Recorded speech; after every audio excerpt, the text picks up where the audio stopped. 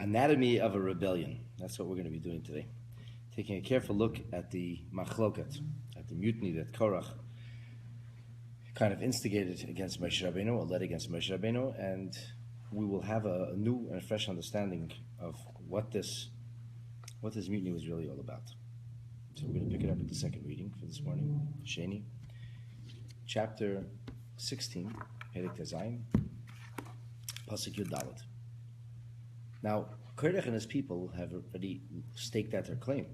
They want kahuna, gedola, they want high priesthood, they want high office, they want attention, they want success, they want fame.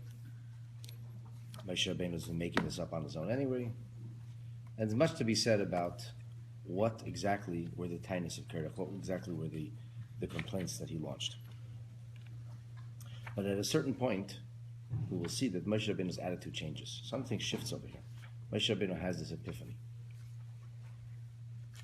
So Moshe Rabbeinu, at this point where we are right now, he has almost sued for peace. He sent for them. He says, okay, Moshe Rabbeinu is making one last-ditch effort to try to speak to these people, try to get through to them.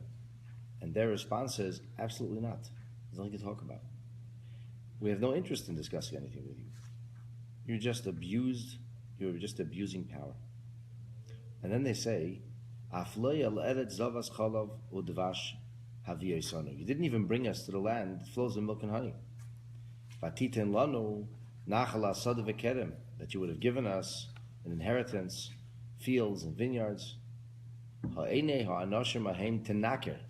Should you even gouge out the eyes of these people? We will not come up. Even you gouge our eyes out, we're not going to come up. It doesn't say our eyes.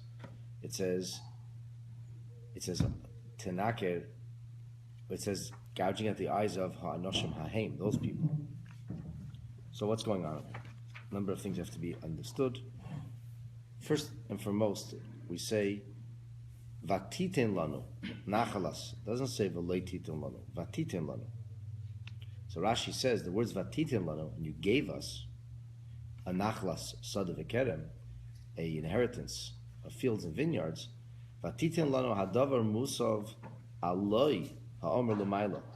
To properly understand the words vatiten lanu, and you gave us, you have to go back to the beginning of the verse. The beginning of the verse, on top of Pasuk Yudalad, it says, Af loi el eretz zavas chalav v'dvash. You did not even take us. So the emphasis here is on what he did not do, not what he did do, even though it sounds like vatiten lanu as you gave us. If you put it in the context of the verse, it's clear that the emphasis is, the real message is not vatiten, not that you gave, but rather on what you did not give. Kiloimar, in other words, as if to say, Loi hevi no, you didn't bring us. V'loi nasata lano, you didn't give us. Nachlas sada v'cherem, inheritance of fields and of vineyards.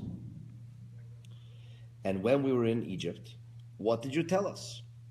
The deal was, Omarta lano, you told us, Ale eschem me'oni Mitzrayim, I'll take you out of the depravity of Egypt, the narrow straits of Egypt, and I'm going to bring you El Eretz Teva, to a good land, V'gomer. And the pasuk continues, what Moshe Rabbeinu said in the 3rd chapter of Chumash Shmos. He says, El Eretz Zavas Chalav V'dvash, to a land that flows in milk and honey. So here they say, you took us out of Egypt, you promised us we would go to a land flowing in milk and honey, but Loi El Eretz Zavas Chalav V'dvash Haviyasanu, you did not bring us. Ella instead, Gozarta Aleinu, you have decreed upon us, which is of course after the Chet HaMeraglim, you have decreed upon us Lahamiseinu Bamidbar, to wipe us out, to kill us in the desert. Sha'amarta Lanu, you told us, Bamidbar Hazeh Yiplu Pigrechem. Here in this desert, your corpses, your carcasses, literally, your bodies will drop. So you told us we're going to drop dead. But really, in the land of Mitzrayim, you promised us that we would have Nachlas Sada V'Kedem. So that's the first thing that Rashi explained, is Vatitin Lanu. It sounds strange, he gave us. He says, no, it doesn't mean Vatitin Lanu, it doesn't mean you gave. Vatitin Lanu is to be read in the context of the entire verse. And the beginning of the pasuk starts with the words, Loi, you didn't. The next thing is, Ha'eni ha'anashim ha'heim. Those eyes, the eyes of those people, anashim ha'heim, If you were to gouge out those eyes, so Rashi explains that the hey in the word ha'ene, it means even if, like the word gam im, even if you were to. And what does that mean? Afilu ata shelech lenakeres einenu. Even if you were to send people to come and gouge our eyes out, in other words, force us to come to see you, im lo na'ale lecha, if we don't come and see you, lo na'ale, we will not go up. In other words, no matter what kind of duress you place upon us, no matter what kind of physical pain you inflict upon us, no matter what you do to us, we are not coming up. Don't even try anymore. So why does it say ha'anashim ha'hem? Who are those people? It should say if the word means ha'ene, means like gam im, even if, it should say ha'enenu tenakir, our eyes. What's ha'anashim ha'hem?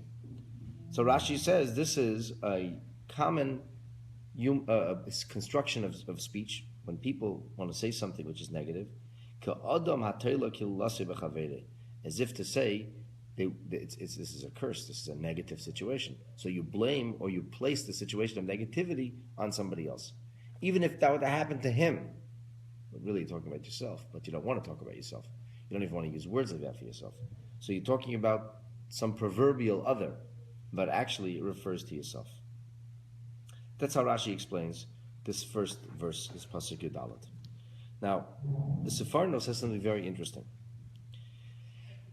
The whole, like the framing of the verse, why all of a sudden are they bringing this back up? You didn't even bring us to a land of milk and honey. So the Sepharno says, the people said to Moshe, or Korach's people, you are playing with us. You're toying around. You didn't bring us to the land of Eretz Yisrael, and you gave us mitzvahs that are connected to Eretz Yisrael. So what is this, a game or something? Take advantage of us, tell us stories? Here you give us mitzvahs that are connected to Eretz Yisrael, and then you don't even bring us to Eretz Yisrael. So why'd you give us those mitzvahs? Because in the last parsha, when Moshe Rabbeinu finished talking to the Meraglim and telling them what kind of terrible things will happen, the next thing was a slew of mitzvahs that are connected to Eretz Yisrael. So he says, you're fooling around with us. It's almost like you're teasing us. The Rava says that the business of Eretz Yisrael here is the emphasis is really on where you took us from and where you brought us to. That you said you took us out of a good land, because Mitzrayim was a good land. Mitzrayim was the famous land in the Middle East at that time. And where did you bring us to? You brought us to nowhere, no man's land. And what's the reason? Because you started a little, like the end of the last reading says, you just wished to lord over us, wished to control us. The Medrash Lekach says something very interesting. He said, the Medrash says this is the voice of Dasan V'Aviram. Dasan V'Aviram are longing for Mitzrayim because in Mitzrayim they had it good. If you remember, when Dasan and Aviram originally started up with Moshe Rabbeinu, they were wealthy people. When HaKadosh Baruch Hu, when God tells Moshe Rabbeinu to go back to Mitzrayim, he says, Mesu koha anoshim hamevakshim es nafshecha. All those who seek your soul, those who seek your harm, they're no longer around, they're dead. So Rashi tells us, who are those people? For all we know, it's the same Pharaoh. And the Pharaoh was the one who wanted to kill him. So Rashi says, it refers to Dasan and Aviram. But we know Dasan and Aviram are alive and well. We hear about them now in Parshas Korach, and we heard about them before. So Rashi says, Yardu in Nischeihem. They went, they lost their money. The prominence, the prominence sunk. So Dasan and Aviram are still kind of nursing these dreams of grandeur of yesteryear. So they come to Moshe Rabbeinu now and says, you took us out of Egypt, and for them, Egypt was good, because they were wealthy, they somehow were successful. And here, that's why they're talking about Zavas Chol V'Dvash, that's why they're talking about material plenty, because they once had material plenty, and they said, we never replaced the material plenty. And they just blamed everything on Moshe Rabbeinu. The Ksav Sefer has this fascinating thesis about one of the details of the argument that they launched against Moshe Rabbeinu. He suggests that in their minds, the way they didn't want to take the blame for anything, they didn't want to take the blame for Meraglim, the reason they're not going to Israel. In their minds, they decided that Moshe Rabbeinu couldn't go into Eretz Yisrael because experiencing slavery in Egypt was a requisite that prepared you for going into Eretz Yisrael. They weren't wrong. There is something to that. There is something to the idea of going into Mitzrayim, experiencing Golus, that enabling you to stand at the foot of Har Sinai and ultimately achieve fulfillment of destiny. That is the choreographed plan of Hashem. So they reasoned that Moshe Rabbeinu himself was not in Mitzrayim. I mean, he was in Mitzrayim, but never as a slave. He never tasted slavery. He was living in the Pharaoh's home until he ran away, and then he came back as the Redeemer. So therefore, Moshe Rabbeinu couldn't go into Mitzrayim, couldn't go into Eretz Yisrael. And they weren't wrong. Moshe Rabbeinu was not going to go into Eretz Yisrael. So they said, this is all about you. You can't go into Eretz Yisrael, so you don't want us to go into Eretz Yisrael. And they took half-truths. They took theories and theologies which are rooted in truth, and they twisted it. This is what we call Megala Panim B'Torah Shalei Halacha, to twist the Torah to meet your own ends. And the Mishnah says, Ein lechelik le'olam haba. A person that does that forfeits his portion of the world to come. But there was a logic, a reason. They didn't just say things.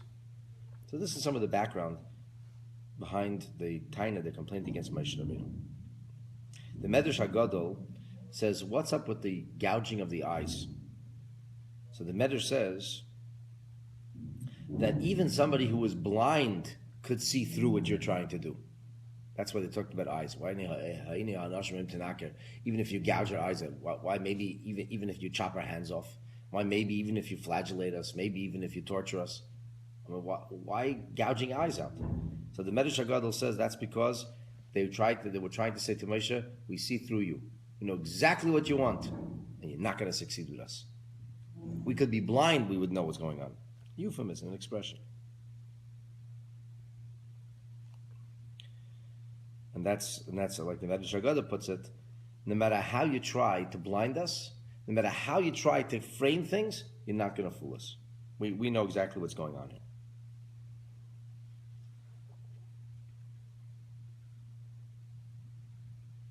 The Ur HaChaim says, we'd prefer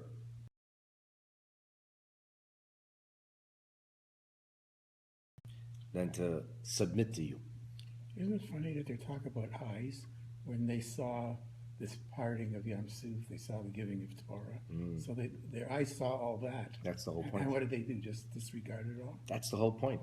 Their eyes saw all these things, so you think that you see everything, right? They would follow Moshe Rabbeinu. Their point was, all the things we saw do not contradict our attitude right now. They actually believed they were right. They were convinced that Moshe Rabbeinu did this by his own volition. The Sfas Emes says that the people were saying to Moshe Rabbeinu, who wore a mask, because his face was radiating it, karnei ur. They said, even if you take your mask off and you blind us with the light that comes from your countenance, we're still not going to listen to you. And in other words, they know that Moshe Rabbeinu's face glows with a holy light.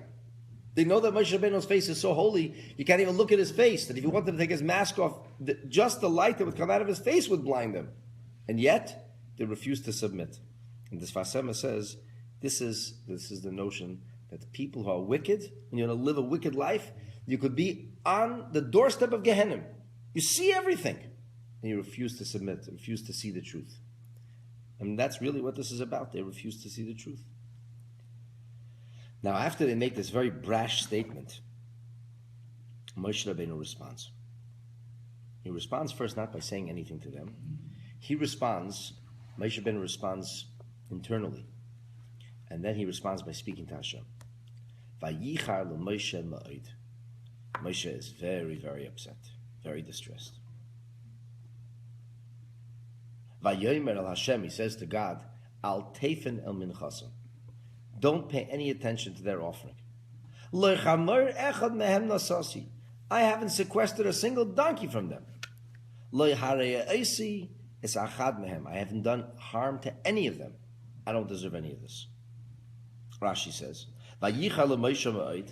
The terminology vayichar does not mean here anger. It does not mean angst. That's not what it means. Vayichar l'Moshe ma'od means nitztaer ad l'ma'od. He was very much grieved. He was aggrieved. He was pained. Moshe Rabbeinu was pained. This hurt him very, very much. It cut very deeply. Like it says that when Cain and Hevel had that whole story, and then Hevel had this unbelievable success, and Cain's offering was spurned. So the expression that's used is "Vayichar leKain ma'od." Cain was angry. Who was he angry at? Angry at God for not taking his gift? No, he was aggravated. He was very angry. He was very upset. So this caused Moshe tremendous angst. And what happens as a result of that angst? What happens as a result of the Vayichar? The Medrash Haggadah says the nitzta'er, the pain that Moshe felt, was the way that they framed Moshe as a charlatan. Said, "You think you're going to fool us? We see through everything you do." That's what pained. That's what grieved Moshe the most. The Bechor Shor, Rivosh says that it bothered Moshe most because they said, "You're just seeking to establish dominion over us. You just want to control us." At any rate, their terminology and their attitude pained Moshe very, very much. He took it very personally.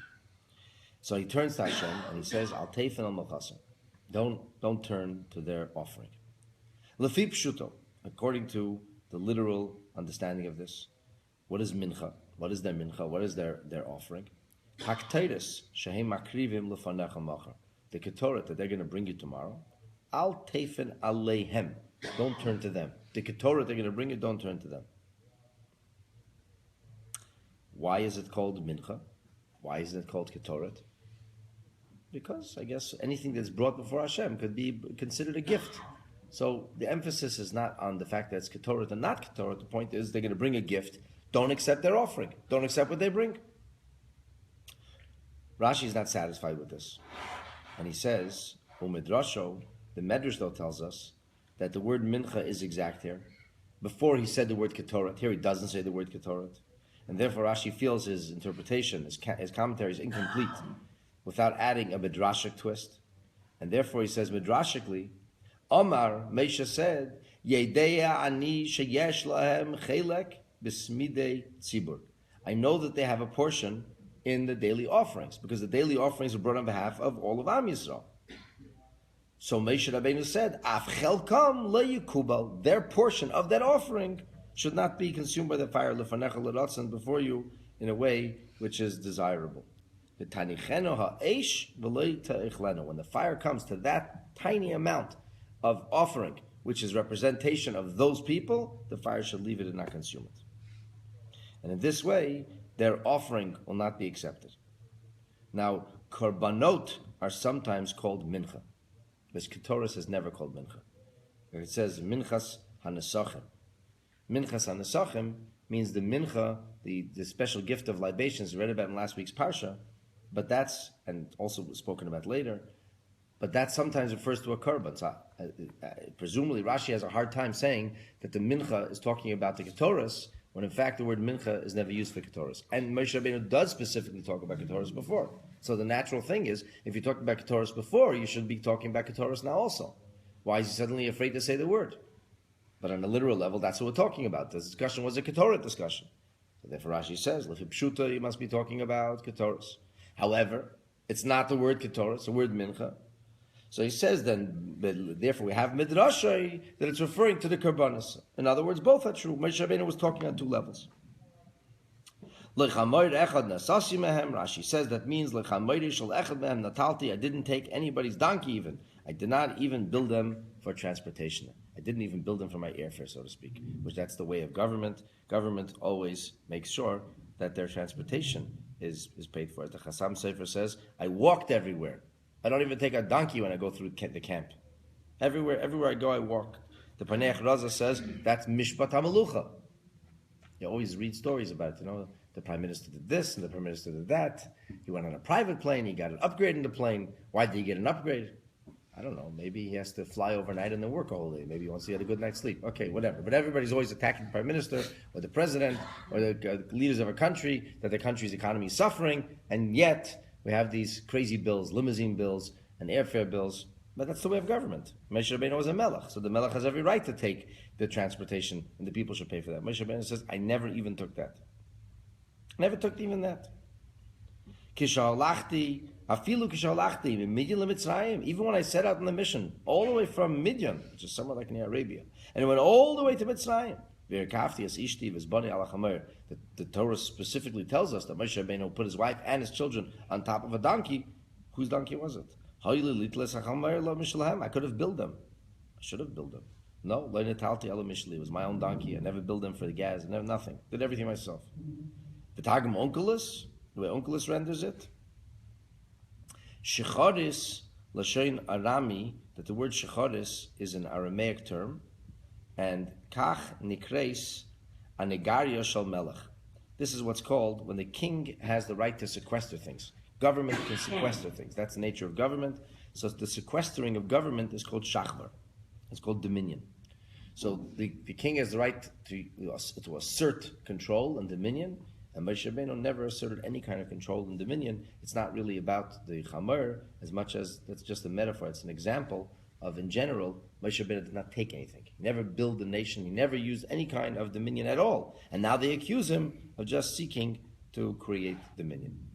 Now the Chassam Sofer says that the whole business here, when Moshe Rabbeinu says that Hashem shouldn't accept their mincha, he says Hashem was asking that the Shechina should not be upon them, even though the Shechina is, even when a person is not behaving right, you have a minion, you have the Shechina. Nonetheless, Moshe was mispal that the Shechina should not be with him. The Arachayim says, when Moshe Rabbeinu saw the depth of their hatred, that even he says, you gouge our eyes out, nothing will change our mind. When he saw that kind of depth, so that's when he began to pray that no merit of a mitzvah that they did should be able to protect them. And the Arachayim says something very interesting. You have this concept that a bezdin can make ownerless the property that belongs to a person. It's called hefker bezdin hefker. Can actually take away the property. So the Arachayim says Moshe Rabbeinu has the right, as Moshe Rabbeinu, to take away the zachuyot, the mitzvahs that they acquired that are theirs. Moshe Rabbeinu can take those mitzvahs away. So that's what he says. It's like hefker bezdin hefker. He's being mafker. He's taking away the zachuyot. The merits that they have should not shield them at this difficult moment. Okay, so there you got Chumash Rashi with some of the commentaries explaining their final stroke, what they said to Moshe, and how Moshe Rabbeinu responded. Now, in Rashi's interpretation, any which way you want to look at it, Moshe Rabbeinu is talking about the offering, that Hashem shouldn't accept the offering. So you should know that all the Mefarshim on Rashi ask a thundering question.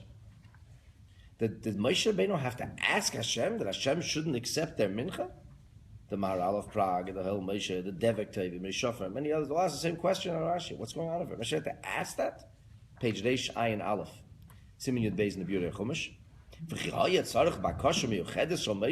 there have to be a special request on Moshe's behalf? That Hashem shouldn't accept the incense? Because that's the first interpretation of Rashi as we learned. It's the incense. That the 250 people, in the framework of their dispute, their mutiny, their rebellion against Moshe, which is Neged Moshe Varim, and they're going to bring Ketores. Moshe Rabbeinu had to ask Hashem that it shouldn't be accepted. What happened when Nadav and Avihu brought Ketores? Moshe Rabbeinu didn't ask Hashem anything. They were struck down in a moment. They're bringing Ketores. If they bring Ketores, which is Ketores Zara, which is bringing incense, which is alien incense, for sure they're going to be struck down. And Moshe Rabbeinu even told this to them. And Rashi tells it us. He says that the Ketores has Sama Mavas. It has poison mixed in, so to speak. He says this is dangerous stuff, radioactive spirituality. Handle with great care. You sure you want to do this? So Moshe Rabbeinu specifically chose Ketores, precisely because of the potency of Ketores. And now all of a sudden he's worried. In the first interpretation of Rashi, Kipshute, he's asking Hashem, don't accept the Ketores. Don't accept the Ketores. Why does Moshe have to even ask for that? So the Rebbe says, the answer is go back to Rashi. Rashi never said, Al Teifen El HaKetores. He said, Al Teifen Aleihem. Don't turn to them. Don't tell you, it doesn't say a love, doesn't say don't Al Teifen El HaKetores, don't turn to the substance. He says, Alehem to the people. It doesn't say Eleha. It doesn't say don't turn to the substance. She doesn't say don't accept the Ketores. Don't turn to the people. In other words, like this. Moving Me'elav, it's self-understood.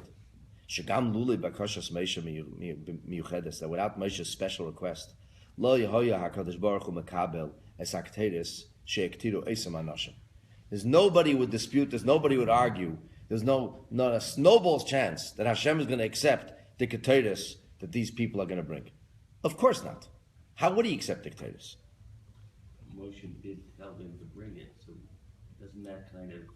Yeah, Moshe told him to bring it. Why do you think Moshe Rabbeinu told him to bring it? You want to be a Kohen Gadol, he said. Really? You want to be a Kohen? Bring ketores. And you would think they have enough brains to realize that when Nadav and Avihu, who were not Kohenim Gedolim, who brought ketores inappropriately, were struck down in a moment, you'd think that they would get the point. Moshe Rabbeinu doesn't have to ask them a special thing, don't accept the ketores. How could Hashem accept the ketores? It's the wrong thing, the wrong time, the wrong place. It's wrong. It's all wrong.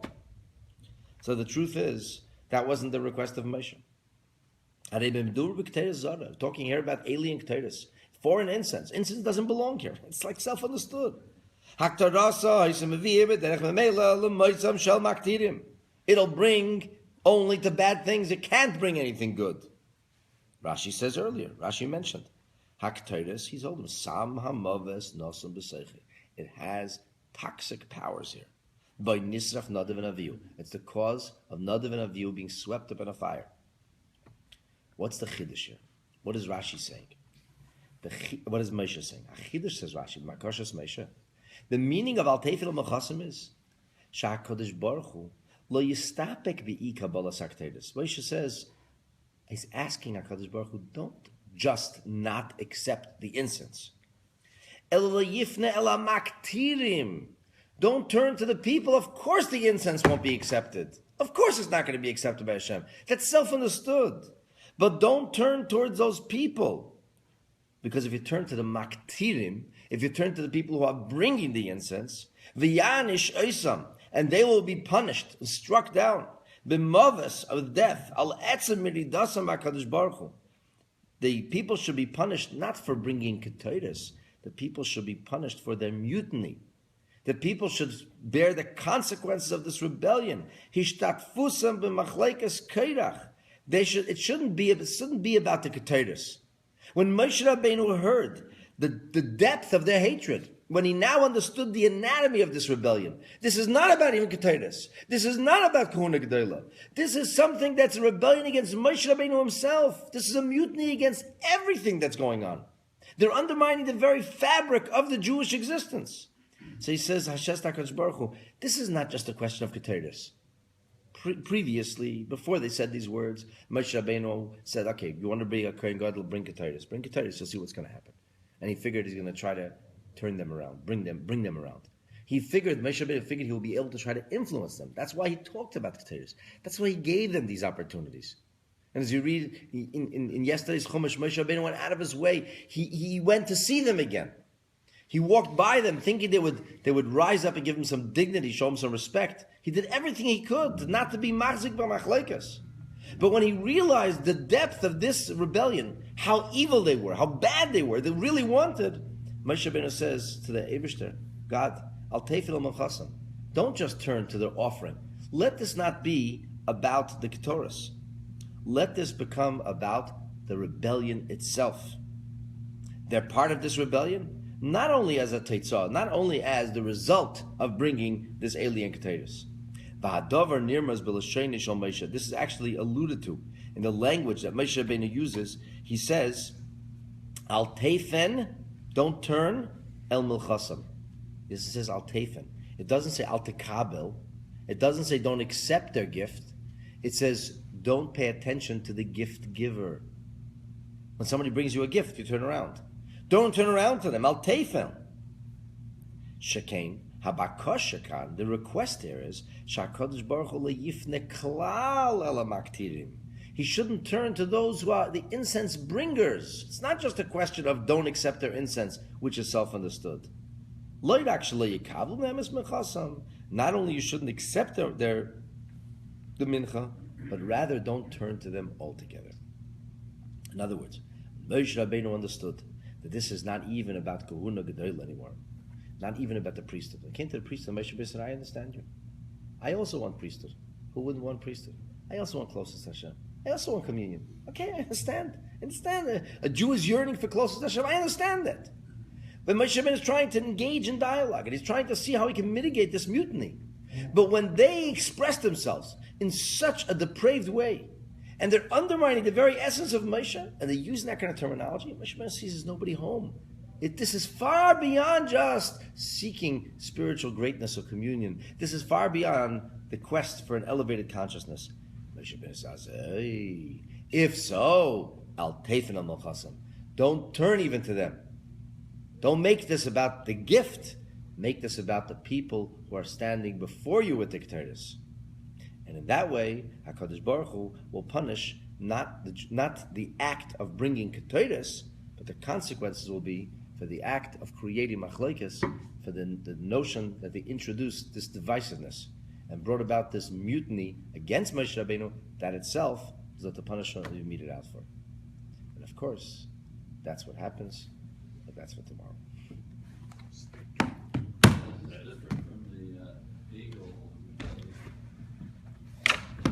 You got to hit the button.